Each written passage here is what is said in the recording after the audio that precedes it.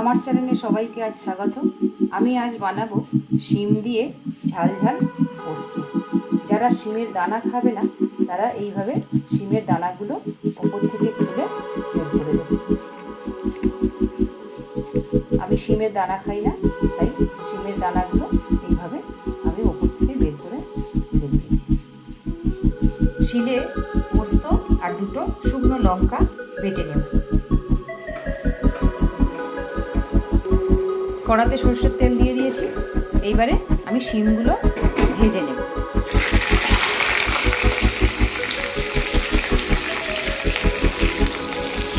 আমি গোটা গোটা শিম দিয়ে পোস্ত বানাবো।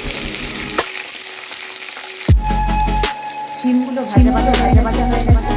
এবার আমি এগুলো কড়াই তুলে নিই।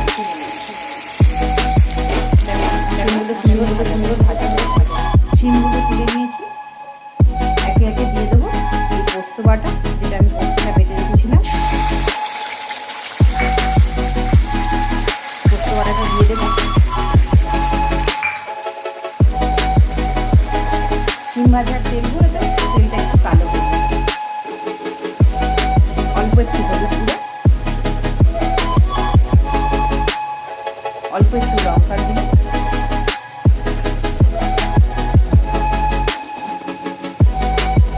অল্প একটু চিনি,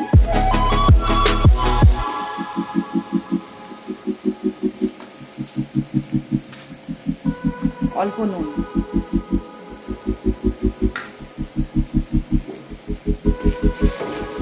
পোস্তটা আমি ভালো করে ভেজে নেব।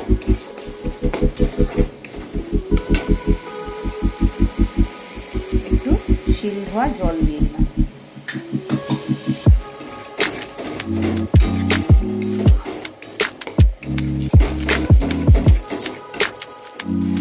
পোস্তটা ভাজা ভাজা হয়ে গেছে।